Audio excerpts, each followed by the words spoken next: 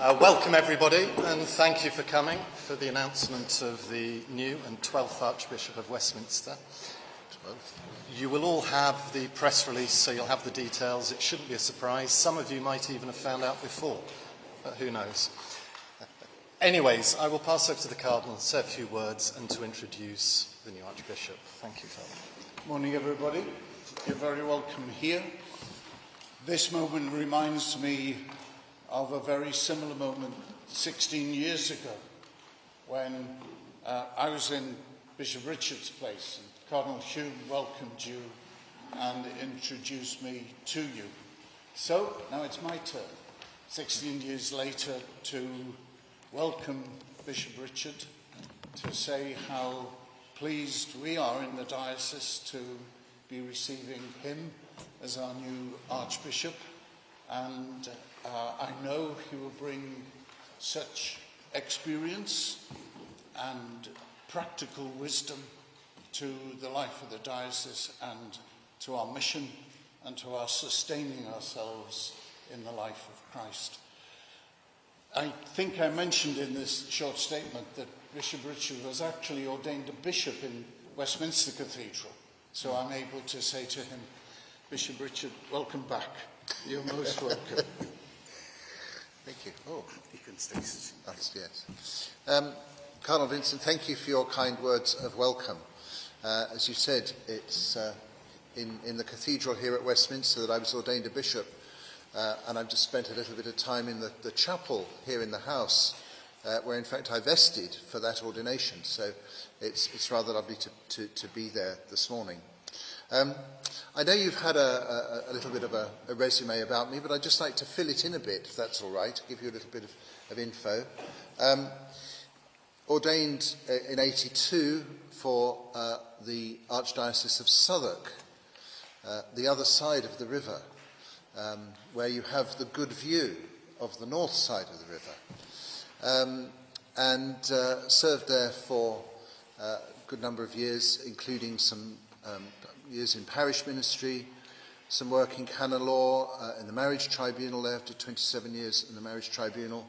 And for 17 years of my time in Southwark was first the Archbishop of Southwark's private secretary. So I understand a little of Father Alexander's life as the private secretary here.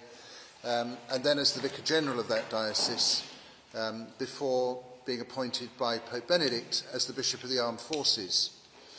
The experience in the diocese brought me very much into contact with hospital ministry, with marriage and family life, and particularly in connection with the hospital ministry, issues surrounding mental health.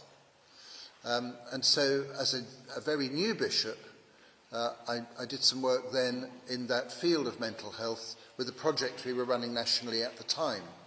And that was a very wonderful thing to be involved with that. With the armed forces, a lot of travel. Everywhere we were, I went. So the South Atlantic, I went to Afghanistan during the conflict there. I was taken to sea, turned upside down in aeroplanes, all those kinds of things that happen to you in that fascinating role. And then for the last 10 years now in the Diocese of Arundel and Brighton. Arundel and Brighton is geographically a fair size, but in every other aspect about a third of the size of the Diocese of Westminster. So my first task here is to get to know everybody.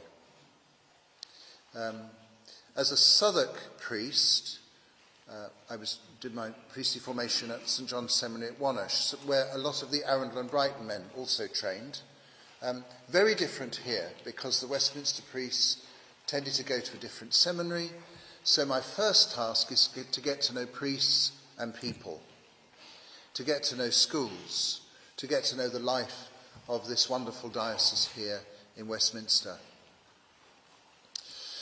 On the national front, the national side of things, my work in the Bishops' Conference has consistently been in the area of social justice.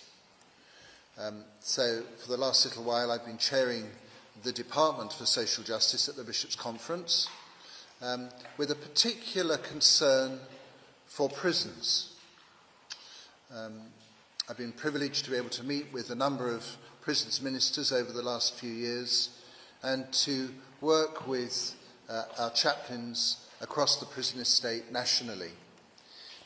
Been involved with the work of PACT, the Prisoner Device Care Trust, and kind of fostering the development of the response to the spiritual needs of those who find themselves in the criminal justice system. Particular interest in restorative justice and the possibilities that that can open up for a new approach to criminal justice. As you've seen from the CV, I also chair the Plater Trust, something I took over from Cardinal Vincent a few years ago, and Bishop Paul here in the room with us is one of the trustees with me of that trust. And Plater it's a wonderful organisation giving grants to organisations, Catholic and otherwise, that are involved in the work of social justice. And so it's a great privilege to be involved with that. So I bring, I think, a fair bit of